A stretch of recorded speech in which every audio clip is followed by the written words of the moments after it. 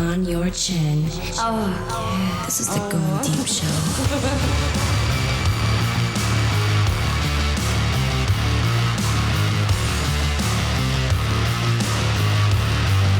There was a woman who straight up ate her husband's ashes out of spite. Ate him. Found out he was cheating on her. Ate his fucking ashes. It's insane. And I want to read this to you because I want you to like completely fathom what the fuck this chick. She didn't know that he was cheating on her. So this is an article that is just insane to me. Widow ate husband's ashes out of spite. Jessica Waite learned the sort of details of her husband's betrayal as she searched through his phone. Of course, the phone's gonna fuck us all. Mm-hmm. We gotta go back and get flip phones. I'm gonna suggest something to everybody. Get a flip phone, just stick it in your car. Because sometime you're gonna get pulled over. Cops can want your phone. Just give them the fucking flip phone, okay? My dad has a flip phone still. I kind of want a flip phone. Have you seen that they make like the smart flip phones now? It's so stupid. I want the flip phone that's like the Neos from the Matrix, where it goes and it comes out, you know? Okay, listen to this though, and I want you to completely fathom and picture what I'm describing to you, because this is fucking crazy. Canadian mom and essayist Jessica Waite has written a memoir that details how she ate the ashes of her husband, Sean, after discovering that he had led a double life filled with affairs and high-end escorts. He died while on a business trip in Texas in 2015, and Waite learned the sort of details of her husband's double life, and she searched for the phone number of the hospital in Texas where he was that was holding his dead body. She wrote The Widow's Guide to Dead Bastards, and it describes how Waite became detached from reality, unable to cope with the discovery that her husband of 17 years had led a secret double life, angry at her spouse's betrayal. She first mixes Sean's ashes into dog feces. She wrote, I've desecrated the remains of my partner in life, but then, in despair and guilt, took more of the ashes and actually ate them. She admits, this is where it gets really fucked up, and how her description of it all.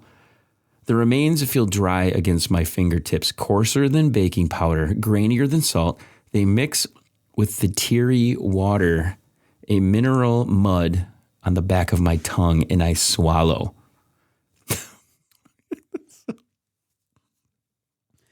Waite uncovered her husband's secret life after typing Houston into the browser on his iPad.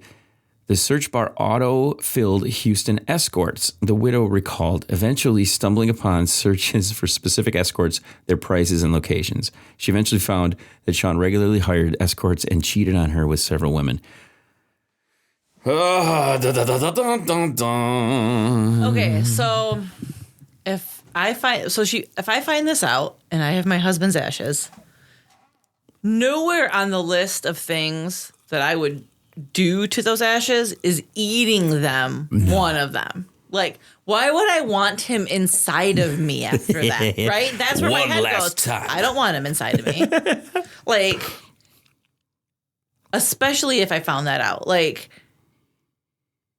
no. Yeah. I mean, yeah, putting him on some dog shit, perfect. Yeah, I like that. I thought that was a good random one. Shit, or probably like you'd piss on him. Piss on him, or just literally put him in the toilet. Throw them into the trash. Like, I'm not going to even bury you. Put them in the toilet and shit and piss on them. That's what I'm saying. There's so many things, but I never would I consider.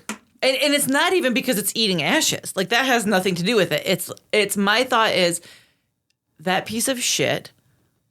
The last place I would want him is inside of me. And that goes dead or alive, because right? Like, if I find that out about a guy I'm with, I don't want him inside of me again because of what he was doing. That's probably in her still. That's what I'm saying.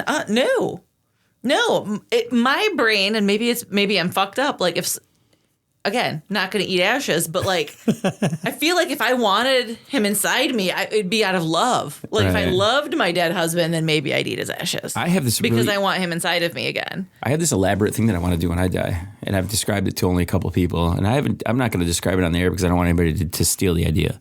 That's how cool it is. It's very cool. Super fucking cool. I'll tell you when I'm done.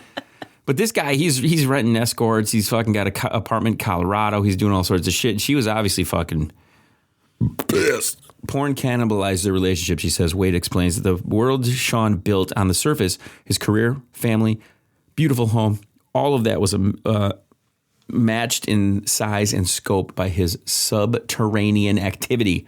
Subterranean. I've never heard of it referred to as that before.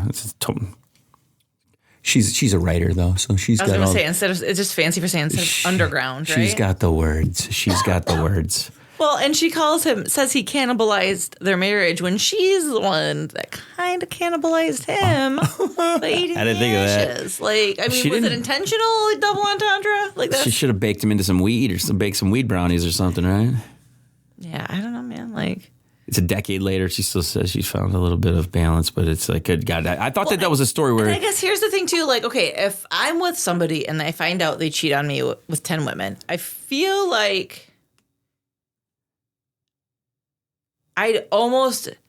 I don't know. I'm thinking of the difference between just like 10 random people and the fact that they're escorts. And like, if my default is if the only way he can cheat on you is to hire escorts, then can't pull them otherwise. It did say other women, so I don't want to dive into guess. I know, but that's where my brain is like going and stuff like. The thing is, if you're with escorts, usually they're safe there, but you're just not honest with the person. Like, I remember when Red was pregnant, and she would be like, "I can't have sex right now. Do you want me to get you a hooker?" Like, she would say that to me, and I'm like, "Oh, that's the most adorable thing I've ever heard." It was the fucking best, you know. I was like, "Oh, no, just let me slut it up with other people." So I want to bookend this entire show with this, okay? At the beginning of it, we were talking about the male-female kind of relationship stuff. From a guy's perspective, I have a couple of clips that I want, but this first one I want to play because from a guy's perspective, it's very difficult to navigate how a woman thinks, and you got a lot of bad players on your team sometimes. Mm-hmm. You got girls banging 1,000 guys for fucking porn on OnlyFans, and you got all the representation of women sometimes is not that good. Hey, I get a Lamborghini if I fuck 1,000 guys. Hey, let's do it. You know what I mean? You have a lot of that. But listen to this fucking shit right here, because this one's really fucked up to me. I didn't agree with this one at all. Should I still trust women?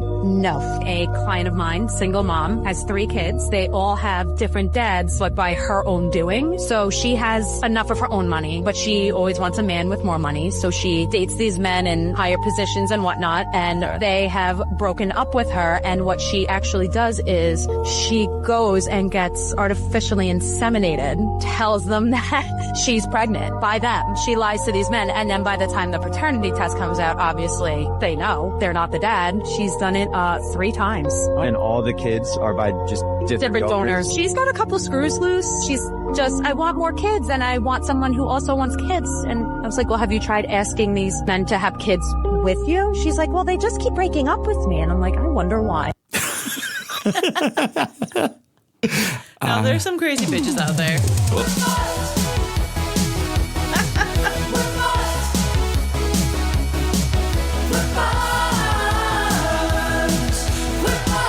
That was for the tariffs today. Oh, yeah, that. I was saving that for the tariffs. Do you want to hear it again, everybody? Here it is. Ready?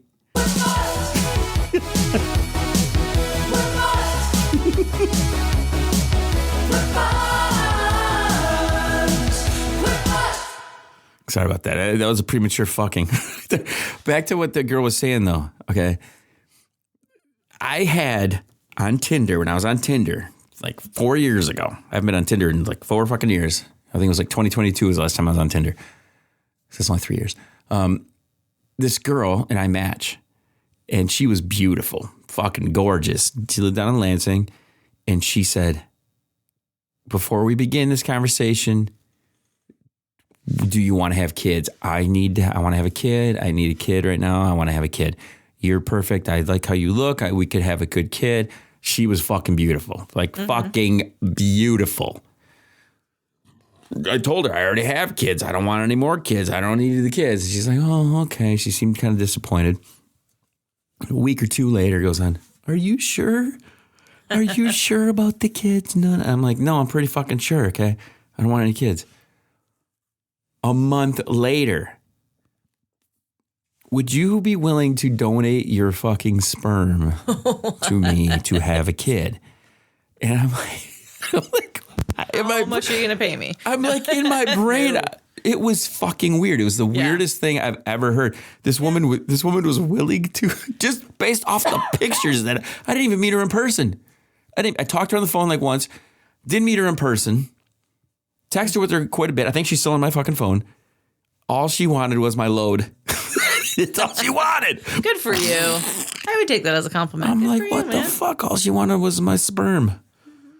I'm like, good. It would have been a supermodel. I'm trying to remember what the fuck her name was. I think it was like Rachel or something. I can't really remember. She was beautiful, blonde hair, big old guns, fucking hot chick. But obviously, screw fucking loose like this one, right? I mean, good for her for at least just being upfront about it. Like, Yeah. I always wonder not though. wasting anybody's time. Like, It's one of those fork in the road moments. though. Let's say I'm a vulnerable fucking lonely guy. Come on, never. I'm never really that lonely. I can't remember the last time I felt lonely. But if you're a vulnerable guy and she dupes you into that, you're fucked pretty much. Unless you have some type of you get a lawyer situation. Here's my load, giving it to you. I have no fucking connection to you, whatever. You have my. But then in my brain, I'm like, I got a fucking kid out that'd be there. hard. You know, Red always used to joke. She goes, "You got like 3 or 4 extra kids somewhere. You know, you just don't fucking know about it." I don't know. All right, we're at 55 minutes. Can we get to an hour, or do you have to pee? Because I got to pee. You can't hold 5 minutes. I can hold 5 minutes. What I'm gonna do is I want to play some more of these clips because here's the thing. I kind of pulled some of them where the whole women. This podcast I listened to with them encouraging women to kind of like be lesbians. You guys should just be lesbians. Okay. I still think that the statistics I've heard, and I didn't look it up, but I could look it up. Domestic violence between the two women. Have you heard that there's more domestic violence between lesbian couples than there are between a male and female couple? I have not. Yeah, I've heard this from multiple people multiple stories I've heard over the years. So it's like, I'm not. Don't quote me on this, but I'm going to look it up. We'll correct this if I'm wrong. Okay. And I think it's because you guys have the monthly visitor. You don't. So I have my ovaries though, so I still definitely get the hormones of it, which is really weird because there'll be times where I'm just like horny as I'll get out, and I'm like, what the fuck? And then I look at my daughter. I'm like, you're gonna start your period soon, aren't you? She's like, yeah, and because we're synced up. You guys are synced up, but I don't have that to like judge it. But I can tell. I'm like, or I'll like feel my boobs, and I'm like, oh my god, they're sore, they're getting heavy. I'm like, oh. This just goes to show you, okay? I don't know how many times I've said it over the course of the podcast, years and years and years. You guys should be ruling the world. You guys can synchronize your times of the month. You're like not the trannies. You're like literal transformers. You get together in a group. You can unify in a weird way that guys will never be. We have to go and watch sports and try to, you guys can, without even knowing it, can sync up that way. That's something fucking crazy. Yeah, we should rule the world. You guys should rule the world. You really should. Yeah. What the fuck is wrong with you? We wouldn't put tariffs on everything. Let's see. What?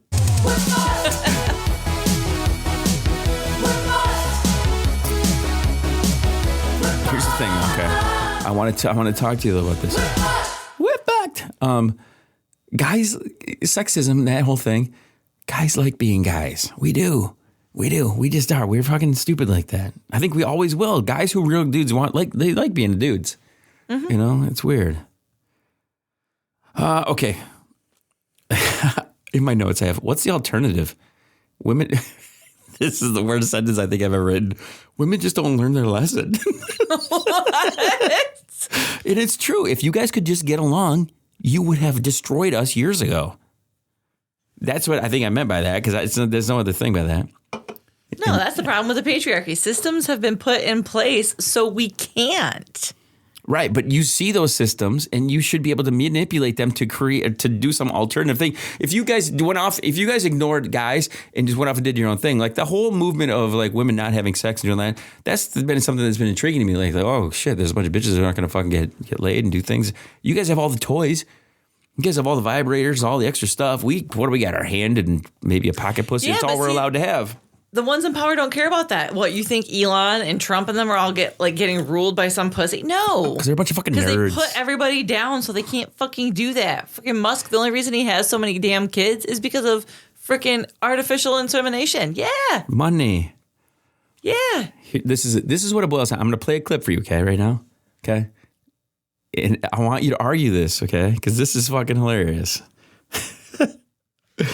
It's like, I got to pull it over here. I got so many screens. With that. Adam and Eve were in the Garden of Eden, and Adam said one day, wow, Eve, here we are at one with nature, at one with God. We'll never age, we'll never die. And all our dreams come true the instant that we have them. And Eve said, yeah, it's just not enough, is it?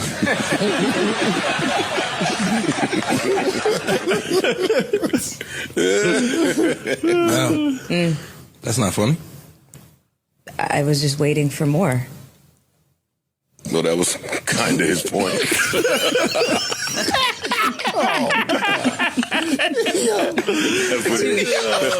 That's pretty much exactly what he was saying. Okay. This is a podcast that I'm watching, and they say this to this woman. This is a Bill Hicks. You know, Bill Hicks is a comedian. Mm-hmm. Fucking great. And the woman is sitting there not laughing, and the guys get it, and she's like, "Oh, I thought there was more." And it's literally what he was saying. I think, and this kind of circles back to what I was saying earlier. As stupid as guys are, and they want to thrust their fucking dick at everything that moves like a damn dog does when it's horned up, you know, I still think that guys can draw that line, and we'll argue that one until we're dead, until we're fucking dead. But I think we are just thinking about ourselves in that respect, where women use that as some type of like, how can I get something out of it? Guys, all we want is, we just want to come. That's it.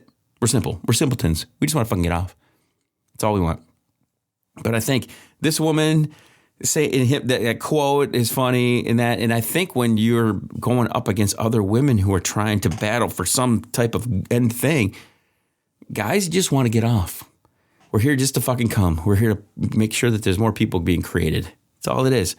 We just want to blow a load in you, squirt out some fucking kids. That's it. Where women are like, well, what can I get out of this? What can I get? Can I get something more? I don't know. I can look over there. There's that one joke where it's the store, the husband's store, and on this level there's this, and there's this level there's this, and it's just they keep on reaching and keep on reaching and keep on reaching. Guys will fall in love with a fucking hot chick working at Arby's. Okay, you know what I'm saying? We will. She's beautiful. That's what I just want to stand next to her and have people look at us. That's how guys think. I want to stand next to a beautiful person and let all my friends be jealous of me standing next to this beautiful person. That is how a guy thinks. Women, they'll settle for a fucking gnarly looking fucking piece of shit. It's like, but what are they? Do you know who they're impressing? My girlfriends, because I got this ring and I got this fucking bag and I got this fucking car. Look at my fucking house. And guys don't fucking think that way. We just don't.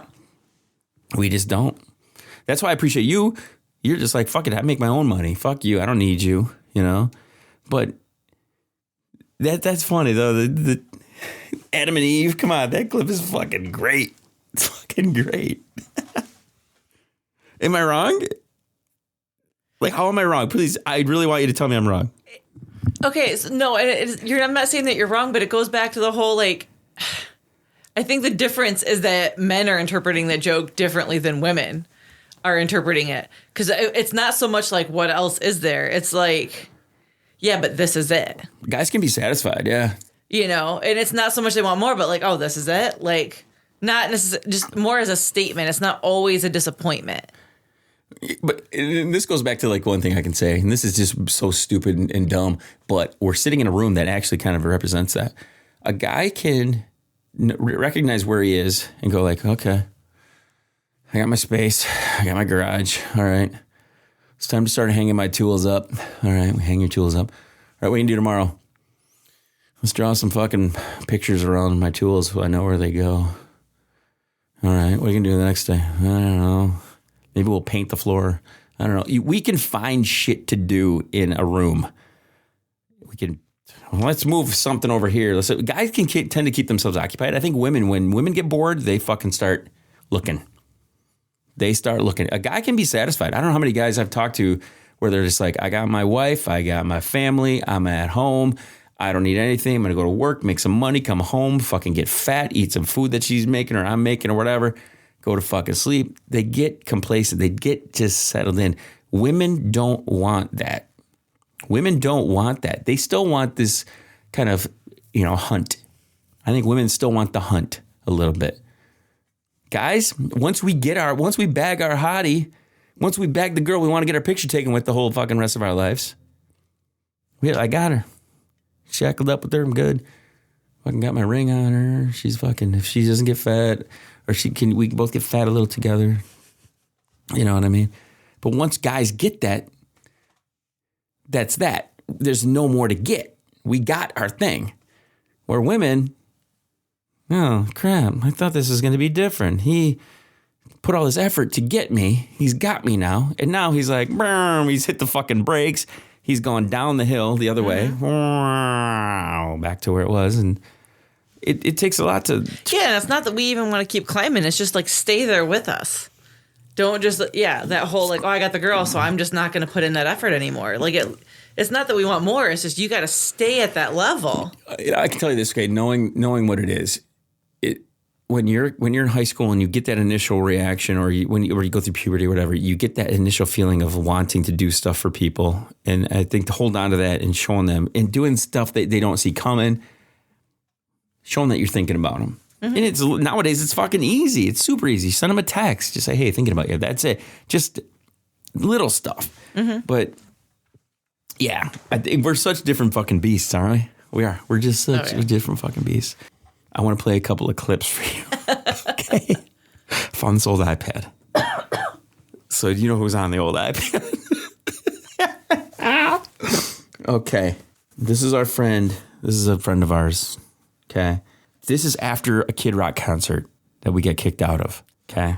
And is it Dimples? We're driving home. Okay. From the Kid Rock concert. I got kicked out of the Kid Rock concert because I threw a beer in a fucking dude's face. Because I'm an idiot. Listen to this clip. We'll explain after. Where are we? Thanks for 20. No, this is my. Thanks for 23-year-olds making good decisions. No, this is my. No, seriously, this is my. No, we're going to Jeff's house. No, this is my house. Did I get your house and Jeff's house confused? Oh my God. Yes. Keep going. Oh, Stop. Keep going. No. I thought this was it. Keep going. No. Keep going. You must hate your husband. Yes, I do. Keep going right now. Well, I already drove all the way here, though. No, seriously. But keep honk the the fuck horn. going. No, seriously, no. I fucking hate you. I fucking hate you so bad. Honk the horn really loud. No. Jesse. No, I can't drive that far. Hey, I'm gonna go pee. I'm gonna go pee in her house. Right now, I will get my This is for your kids. He's gonna piss on my head. I'm gonna go piss at your fucking house. Oh my goodness. Okay. It's time to wrap up, everybody. That's what we do here on the podcast. Red was so pissed off at her that night because she headbutted her. Dimples headbutted. She can be so intense when she's drunk like that.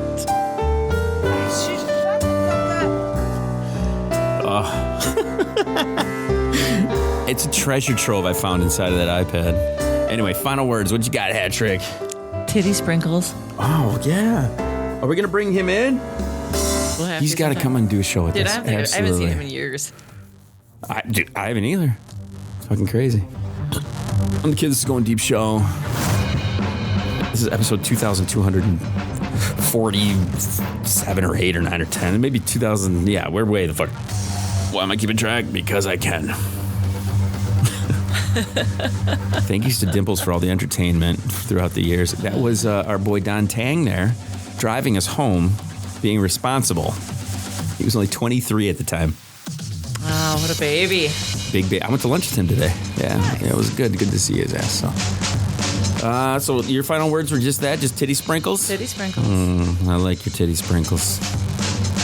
Hit us at Studio Going Deep Show. That's the email to do that. Appreciate you guys hanging out with us, as always. We will see you soon. Chill. Till the next one.